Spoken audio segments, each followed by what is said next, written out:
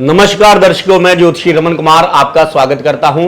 दर्शकों, आज मैं ऐसी 3 चीजें बताऊंगा। श्री कृष्ण भगवान ने इन 3 चीजों का भोग लगाने के पश्चात तीनों लोगों की दौलत जो है इन लोगों को दे दी थी। बारी बारी से मैं आपको बताऊंगा। ये 3 चीजें ऐसी हैं जिनको वर है कि श्री कृष्ण भगवान को खुश होना ही पड़ता है अगर कोई इनका भोग लगा देता है, और 56 भोग पर ये भारी पड़ती हैं। एक बार क्या हुआ, द्रौपदी और पांडव जब वनवास में थे, दुर्वासा ऋषि अपनी पूरी ऋषियों की फौज के साथ उनकी परीक्षा लेने के लिए चले गए। उनके घर में एक भी अनाज का दाना नहीं था। बड़े संकट में पड़ गई थी द्रौपदी माता। जब उनको पता चला कि दुर्वासा ऋषि बहुत ही क्रोधित ऋषि है, बात बात पर जो है श्राप दे देते हैं, वो तो पहले ही बहुत ही दुखों से जूझ रही थी, तो उन्होंने इस संकट की घड़ी में श्री कृष्ण भगवान को याद किया। तो श्री कृष्ण भगवान वहां पर पधारे। उन्होंने कहा कि आपकी क्या चिंता है। तो उन्होंने बताया कि दुर्वासा ऋषि अपनी पूरी जो है ऋषि मुनियों के साथ मेरे घर पर पधारे हैं और हमारे घर पर उनको भोजन कराने के लिए कोई चीज भी नहीं है। तो उन्होंने कहा कि कुछ ना कुछ होगा आपके पास, आप चेक करो अपने बर्तन जाकर। तो 3 दाने चावलों के जब उनके घड़े से बर्तन से निकले, उन्होंने कहा कि हमारे घर में ये 3 दाने चावलों के पड़े हुए हैं, इसके अलावा हमारे पास कुछ नहीं है। श्री कृष्ण भगवान ने द्रौपदी को कहा कि तीनों लोगों की जो है संपत्ति और भोजन तेरे इस बर्तन में पड़ा हुआ है, तो तेरे पास कुछ नहीं है, ऐसा तू क्यों कह रही है। एक दाने का भोग जब चावल का लगाया द्रौपदी माता से भगवान श्री कृष्ण ने, तो पांडवों को तीनों लोकों का राज दे दिया, वैकुंठ धाम दे दिया, स्वर्ग लोक दे दिया। एक चावल के दाने के पीछे द्रौपदी माता को राज दे दिया।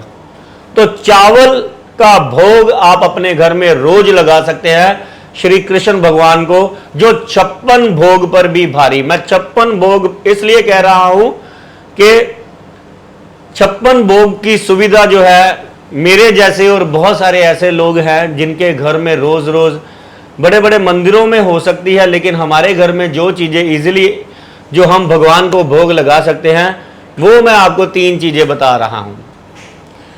दूसरी चीज है, जब दुर्योधन ने श्री कृष्ण भगवान को 56 भोग के लिए इनवाइट किया, महाभारत में ये कथा भी है कि 56 भोग के लिए कृष्ण भगवान को दुर्योधन ने आमंत्रण भेजा था, और भगवान ने उसके 56 भोग का आमंत्रण ठुकराकर विदुर महाराज जी के घर, जो कि विदुर नीति तीनों लोगों का ज्ञान दे दिया था। आज भी विदुर नीति जो है हमारा मार्गदर्शन करती है। तो विदुर जी के घर पर जाकर एक तो साग, जब सर्दी आए तो कृपया करके कृष्ण भगवान को साग के साथ, मकई की रोटी के साथ अगर आप भोजन करवाएं, आपके घर में अगर ठाकुर जी हैं तो उनको वो आपकी नियत पर निहाल होंगे, आपको वरदान देंगे और आपके घर की दरिद्रता का नाश जरूर करेंगे। अगर विदुर के किया है, द्रौपदी माता की किया है, तो आपकी भी करेंगे। और कहते हैं कि विदुर जी की जो पत्नी थी वो प्रेम भाव से केले का भोग भगवान को लगा रही थी, लेकिन केला फेंक रही थी, और छिलके का भोग प्रेम भाव से कदली जो है, कदली का भोग यानी कि छिलका, कदली केला यानी कि भोग लगाने की बजाय छिलके का भोग लगा रही थी, और कृष्ण भगवान वो छिलके खाई जा रहे थे कि इतना ज्यादा वो प्रेम उमड़ गया था कृष्ण भगवान पर। तो श्री कृष्ण भगवान ने विदुर जी को ज्ञान का देवता बना दिया था। साग खाकर उनके घर में ये 3 चीजें, केले का भोग, साग का और चावल का भोग। चावल तो वैसे भी देव भोजन ही गिना जाता है, जो देवताओं का भोजन है। तो कृपया करके ये 3 चीजें आपके घर में बड़ी आसानी से, हर किसी के घर, गरीब से गरीब, अमीर से अमीर, उनके घर में ये इजीली बन जाएंगी, मिल जाएंगी। तो अगर आप इनका अभी भोग लगाते हैं 56 भोग कोई लगा रहा है, वो उनकी श्रद्धा है, वो लगाए, उनकी खुशी है, जो लगा सकता है वो लगाए।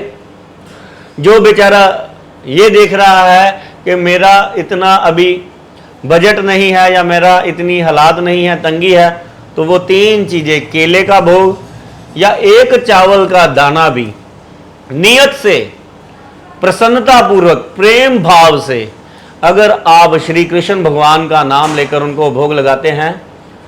वैसे तो बहुत सारे लोग कहते हैं कि मैं कृष्ण भगवान को खुश करने के लिए ये कर रहा हूँ, वो कर रहा हूँ, वो तो पहले ही बहुत खुश हैं।